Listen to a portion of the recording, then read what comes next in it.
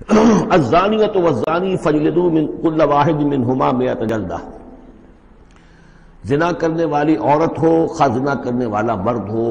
ہر ایک کو ان میں سے 100 کوڑے مارے جائیں۔ ولا تأخذکم بہما رأفۃ فی دین اللہ، اور تمہیں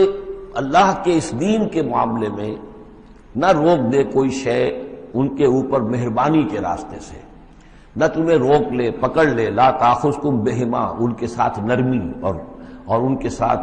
شفقت، فی دین اللہ، اللہ کے دین میں۔ یہ اللہ کا دین ہے، اللہ کی شریعت ہے، یہ اللہ کی حد ہے، اور اس حد کے اجرا میں کسی کی ہمدردی، کسی کے ساتھ تمہارا تعلق، تمہاری دل کی نرمی، تمہاری شفقت، یہ کہیں آڑے نہ آ جائے۔ ان کنتم تؤمنون باللہ والیوم الآخر، اگر تم ایمان رکھتے ہو اللہ پر اور یوم آخر پر۔ یہ جو حد ہے یہ ہے اصل میں زانی زانیہ جو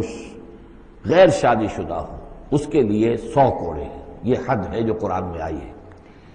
زانی اور زانیہ اگر شادی شدہ ہے تو اس کی حد قرآن میں نہیں ہے، لیکن وہ سنت رسول صلی اللہ علیہ وسلم سے ثابت ہے، اور شریعت اسلامی کا چونکہ جو اس کی سورسز ہیں، اس کی ایک بنیاد ہے اللہ کی کتاب، اور دوسری بنیاد جو انڈیپینڈنٹلی قرآن مجید سے آزاد ہو کر ایک مستقل بنیاد ہے، مستقل سورس ہے، وہ سنت رسول ہے صلی اللہ علیہ وسلم۔ تو رجم کا جو حکم ہے وہ سنت سے ہے، اور جیسا کہ میں آپ کو بتا چکا ہوں اصل میں یہ اس قاعدہ کلیہ کے تحت ہے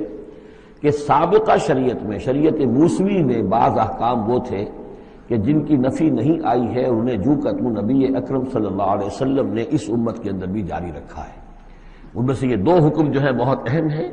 ایک قتل مرتد کا حکم ہے، اور دوسرے زانی اور زانیہ جو شادی شدہ ہو اس کے سنسار کیے جانے کا حکم ہے۔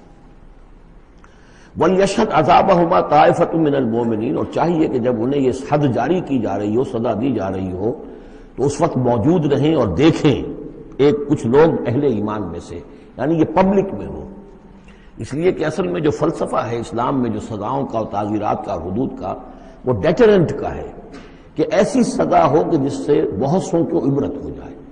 اگر آپ نے علیحدہ جا کر کہیں کمرے کے اندر کسی کو پھانسی دے دی تو ٹھیک ہے، لوگوں کو پتہ چلا کہ مر گیا، ویسے بھی مر جاتے ہیں لوگ، حادثے میں مر جاتے ہیں، فوت ہو جاتے ہیں،